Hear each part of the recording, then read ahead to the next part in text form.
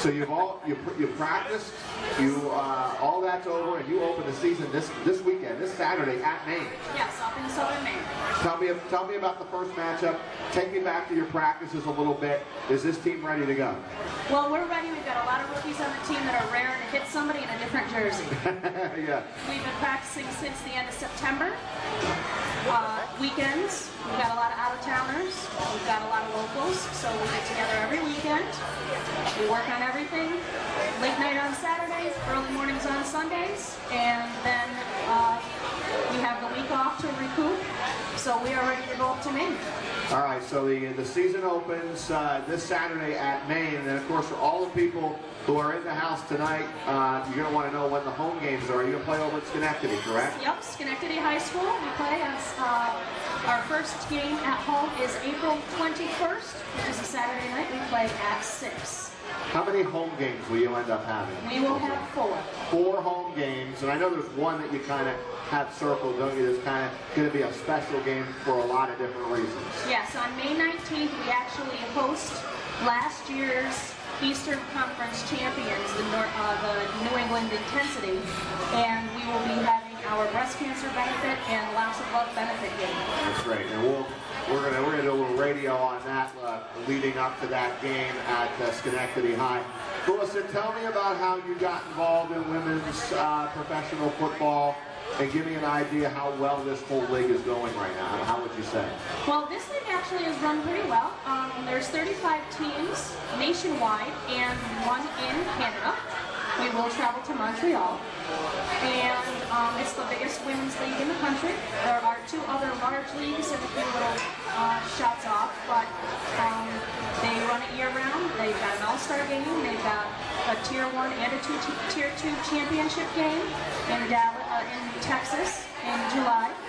So they really do a good job organizing it tip to tail. Now, how did you first get involved in this?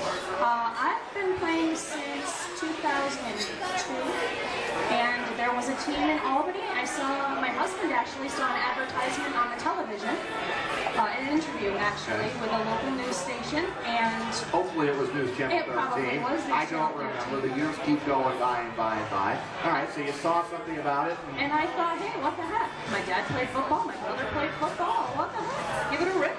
Say I was a part of history. And you obviously enjoyed it, so here you are, heavily involved. Were you a good athlete back in the day? I mean, high school-wise, did you play a lot of sports? I did. I was actually a 3-sport athlete in high school. I played soccer, and I ran track, and I played basketball. I pretended to play basketball. I was a little shaky there.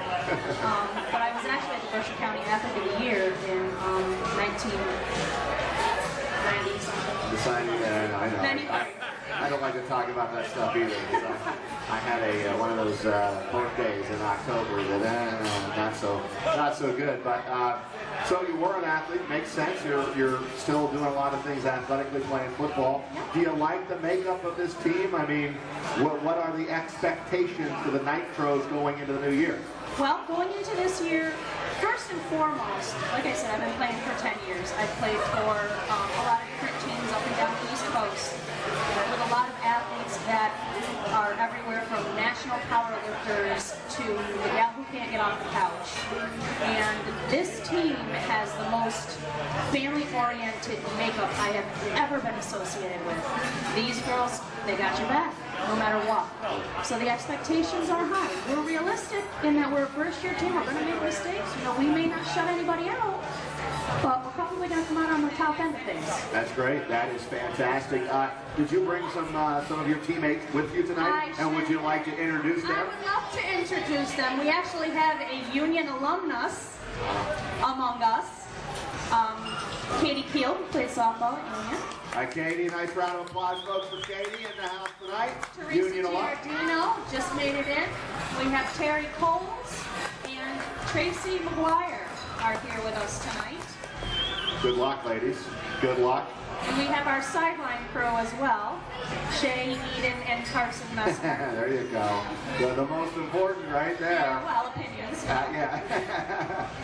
Well, that's fantastic. Now, you have some items that we may be able to give away tonight. I do. I have some T-shirts. I have a hat that we can quite certainly get folks into some Nitro apparel. That's great because we'll need some prizes for our Ranters tonight, and we'll include those in our first place or second place or however many Ranters we end up with tonight. And Melissa, we look forward to it. I hope you have a great season. Thank you very much. Thanks for having us. No, it's a pleasure, and we'll be following you, and it all starts this weekend on the road to Maine. What time's kickoff again? Kickoff is actually at 7 o'clock at Fitzpatrick Stadium. Portland. 7 o'clock on the road. Be following the Nitros. Let's have a nice round of applause for Melissa Messimer. She is an offensive lineman and also a league delegate. Nice to have her in the house tonight. We'll take a short time out. We'll come back and we'll try to get our Ranters up here and give away some prizes.